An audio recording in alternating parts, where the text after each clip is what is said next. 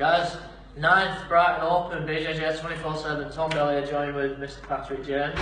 How's things, Patrick? Good, man. Yeah, great. Thanks very much. How's life? Yeah, it's good, you know. Training's good. I've got my own academy. Things are running great. Got a lot of students now. You know, with the teaching and stuff, with my training, it's kind of lacking a little bit. But, you know, by coming to these sort of events here, my motivation to get back on the arena, you know, and back fighting on in some of the biggest competitions in the world, you know, it's that motivation is back. You know, last year was a bit of it was when I started the academy, so I hadn't been training as much as I'd like to. But this year now I've got people helping me out, and now I've got time to do some good training. I've invited a lot of my friends to come down and teach and train, and so it's kind of giving me the motivation, let's say, just to get on the competition game again. Was going to do the Masters Worlds. I don't know if you heard about the registration being called early and stuff. Back and forth is a problem. So I'm not doing the Masters Worlds gi, but I'm going to do the no gi Worlds, which is one I've not done before. I know some of the guys I'm going to meet there, and it'd be great to win that. I've won the Worlds before and at no gi, so it would be nice to win. Yeah, it's 2014 World Masters gold. Yeah, European gold, Rome gold. You know your history. So you're a professional. Yeah, no. I watch your guys' interviews. You guys do your homework. It's great. It's great. So 2014, fantastic year. 2015, transitional year. The academy. Yeah, the academy, you know, I turned to brown belt, and obviously, you know, from powder to brown belt, you've got to step up. The game gets harder. You know, I was having a discussion on the way down with some of my friends and stuff, and we said, you know, even though you get to the masters and seniors, you know, people predict that, you know, that it's going to be easier, that the guys that you're fighting, you know, they're not going to be so great. But, you know, I find this a little bit harder because the guys that step on the mats that are master seniors, they come to fight, they come to win. And so, you know, their motivation and their confidence, it all comes on the mat. And you as a fighter and someone like myself, you don't want to win all the time, we always want to win. And so my training, man, I train hard for these guys. I don't care whether you're 20 or 50, you know, I'm going to train just as hard for whoever. So, you know, it doesn't matter who comes on the mat, you know, whether they're young or old, you know, you still got to put your training in and stuff. And so that's kind of, you know, how I've built up myself in regards to getting good at this game. Training. It's always about training. Training on. You've had some submission-only appearances. Yeah. Tough. Yeah. I mean, I came up against one of my good friends, Douglas Gray, man. We are battlers. We've been battling. You know, we've had so many fights together. You know, I think it's even Stevens. But tough invitational. It was one of the first times I actually fought in an arena where you've got a podium, you're up on high, everyone's watching you, lights are out, you know, and stuff, and the heat coming down, man. It was a different environment to just fighting on, you know, the mats. So I found that pretty tough at first.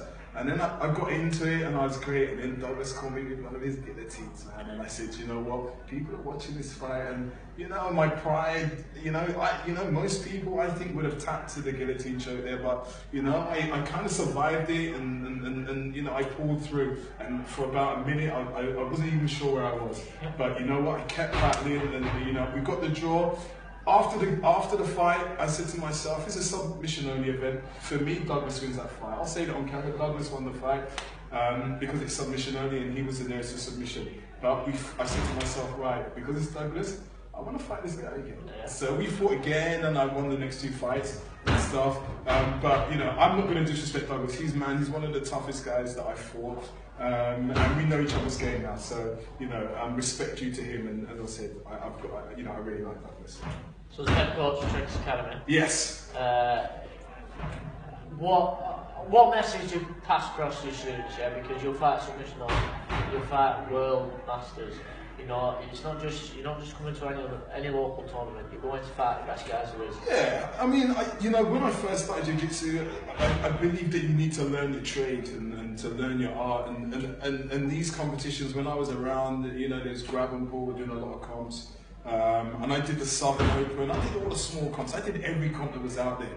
Because I wanted to learn jiu-jitsu. One of my first experiences in jiu-jitsu, like a lot of people, they go into the dojo, you know, and you know, me, I was like doing weight training, I was like 76 kilograms, I felt like muscle. I came up against, I was 16 years old, man, he absolutely annihilated me. So, you know, one of the messages that I send out to my students, I suppose, is, you know what, enjoy the art, okay? You know, some people want to compete, some people don't, but enjoy the art. When guys come to my academy, I want them to enjoy it. I want them to fight different styles of fighters as well. But come out of there with the satisfaction and the enjoyment. Because it's a lovely sport, it's probably one of the only sports you can do where you can have like a proper fight. And not get hurt, I suppose, you know. And it's something that, as a kid, I used to fight with my younger brother and my cousin. And if this was around, this would have been perfect for us. But yeah, my students, man, I believe they're my clients, so I want to keep them happy. I want to keep them interested, and I want to keep them learning new things. And in training and sparring, I say, you know what, no matter what happens, I want you to go for as many things as possible. Go for as many submissions. If it doesn't work, it doesn't work. We go back to step one, we try again. It's about learning. When you come to these competitions, you know, this confidence you have in your submissions, it will be apparent, you know. And so on the mats with my students, it's all about just getting practice and perfecting your art, you know. And obviously enjoying it. I like my guys to have a smile. And you know, even though I teach, these guys are my friends. I don't see me above them and stuff. They're my friends, they're my clients, and I'm trying to build a little family of fighters, you know. And then sooner or later, we're going to start bringing them to these competitions here, start beating up some people. Well, we've already seen him matside this morning, yes. You have plenty more matside duties, I would imagine. Yeah, I mean, one of my guys here, Daniel Canones, I say one of my guys, he's new school. I'm a new school, I'm loyal to new school still.